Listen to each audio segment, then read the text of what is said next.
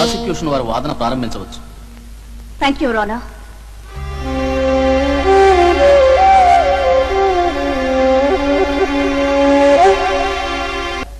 మీకు కామేశ్వరికి ఏమిటి సంబంధం?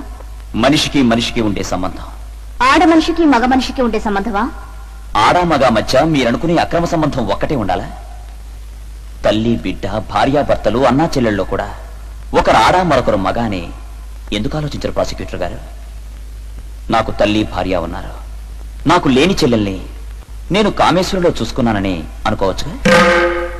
కోర్టుకు కావాల్సింది అనుకోవటాలు ఆలోచనలు కాదు, నిజాలు. కామేశ్వరితోటి అక్రమ సంబంధం ఏర్పరచుకొని అడ్డు తొలగించుకోవడం కోసం ఆమె భర్త కుచేలరావుని హత్య చేసి... ఆర్డర్ ఆర్డర్. అడిగిన దానికి మాత్రమే సమాధానం చెప్పండి. భర్తను కోల్పోయిన కామేశ్వరి మిమ్మల్ని పెళ్లి చేసుకోమని కోరడంతో ఆమెను దారుణంగా హత్య చేశారు, అవునా?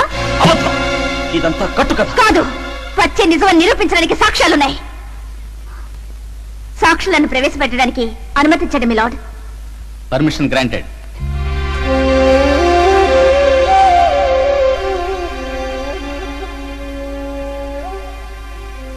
మీ పేర్లు? గంగా, యమున, సరస్వతి. కామేశ్వరి తెలుసా మీకు?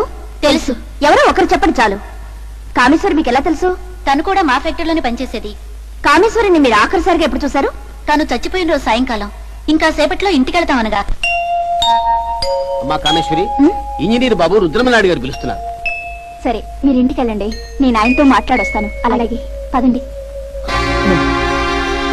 No your honour. మిమ్మల్ని అడిగినప్పుడు సమాధానం చెప్పండి. కోర్టు ప్రొసీడింగ్స్ కట్టుపడకండి. ఇక మీరు వెళ్ళొచ్చు. ఫ్యాక్టరీ వాచ్మ్యాన్ సింహాచలాన్ని ప్రశ్నించడానికి అనుమతించండి మీ లార్డ్. Yes, proceed.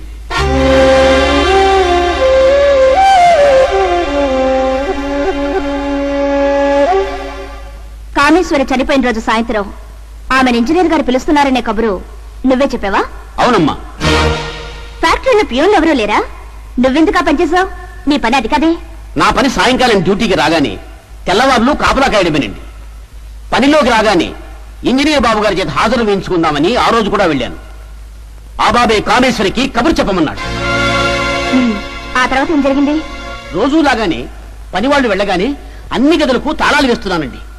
అంతలో ఇంజనీర్ గారి గదిలో నుంచి ఆడమనిషి ఏడుపులు వినిపించాయి. ఇప్పుడు మీరు కాదంటే నాకు చావే శరణ్యం. నన్ను అన్యాయం చేయొద్దు.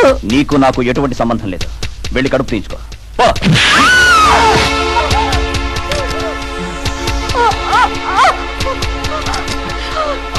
అమ్మా కామేశ్వరి,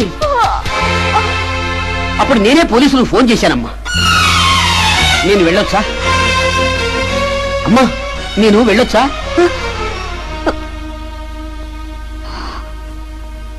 వెళ్ళొచ్చు.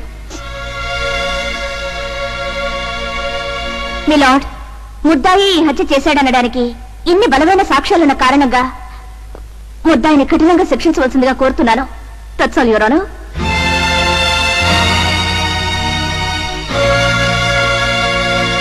ముద్దాయి పల్నాటి రుద్రమనాయుడు కార్మిక నాయకుడు కుచేలరావును హత్య చేశాడని ప్రాసిక్యూషన్ వారు నిరూపించలేకపోయారు.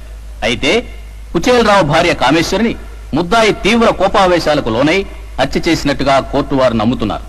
ఇందుకు గాను ఐపీసీ 308 సెక్షన్ ప్రకారం ముద్దాయికి 3 సంవత్సరాల కఠిన కారాగార శిక్ష విధించడమైనది.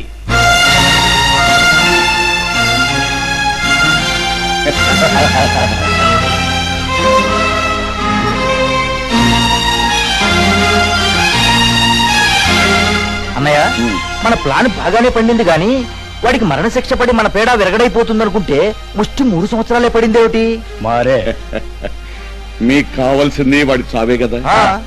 వాడిని జైలు నుంచి అట్టే సరాసరి శ్మశానానికి పంపే ఏర్పాట్లు నేను చేస్తాను. మిస్టర్ ప్రజాపతి, సైంధవరావు అండ చూసుకుని తప్పుడు సాక్ష్యాలతో నన్ను జైలు పాలు చేసిన మిమ్మల్ని సాక్ష్యాలతో పని లేకుండా, ఆధారాలు దొరకకుండా ఒక్కొక్కడిని కాటికి పంపకపోతే నా పేరు పల్నాటి రుద్రమనాయుడే కాదు.